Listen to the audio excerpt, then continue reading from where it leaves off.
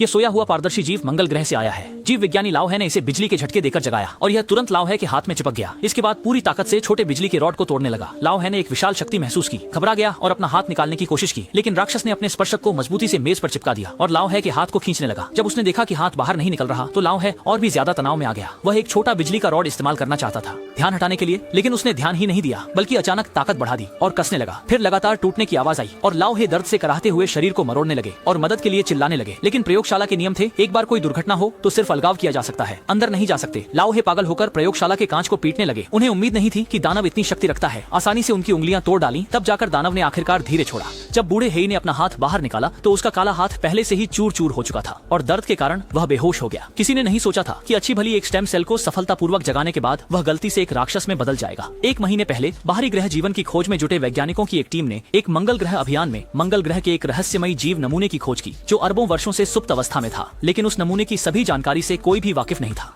इसलिए जिज्ञासा और आश्चर्य से भरे वैज्ञानिकों ने इसे अंतर्राष्ट्रीय अंतरिक्ष स्टेशन में वापस लाने का निर्णय लिया ताकि इसका बारीकी से अध्ययन किया जा सके। लेकिन उन्हें पता नहीं था कि एक बड़ी साजिश की शुरुआत होने वाली थी। निम्नलिखित प्रयोग की रिकॉर्डिंग है। जीव विज्ञानी ओल्ड हे ने थोड़ी सी मार्स मिट्टी ली। मिट्टी के नमूने को सावधानी पूर्वक कंटेनर में डालकर पतला किया गया। फिर एक ड्रॉपर का उपयोग करके इसे विशेष माइक्रोस्कोप में इंजेक्ट किया गया। इसके बाद माइक्रोस्कोप को 1000 गुना पर सेट किया गया और आश्चर्यजनक रूप से अंदर एक सोई हुई एक कोशिकीय जीव पाया गया। वैज्ञानिक अत्यधिक उत्साहित हो गए। अगर वे इसे जगा सकें, अमेरिका पहला देश होगा जिसने बाहरी जीवन की खोज की है। इसलिए वैज्ञानिकों ने इस कोशिका को सक्रिय करने का निर्णय लिया, लेकिन उन्हें बिल्कुल अंदाजा नहीं था कि एक छोटा दिखने वाला कोशिका प्रयोग उनके जीवन का अंत कर देगा। सबसे पहले उन्होंने तापमान को 0 से 110 डिग्री नीचे से 20 डिग्री तक समायोजित किया, मगर कोशिका में कोई हरकत नहीं हुई। उन्होंने फिर से सावधानीपूर्वक तापमान 5 डिग्री कम किया और पाया कि कोशिका 0 से 110 डिग्री नीचे स्थिर पड़ी थी। फिर प्राचीन पृथ्वी के वायुमंडल की संरचना का अनुकरण किया और कुछ ग्लूकोज जोड़ा। इस तरह चमत्कार हो गया। इस मंगल ग्रह के स्टेम सेल को सक्रिय कर दिया गया। हे भगवान, कैसे?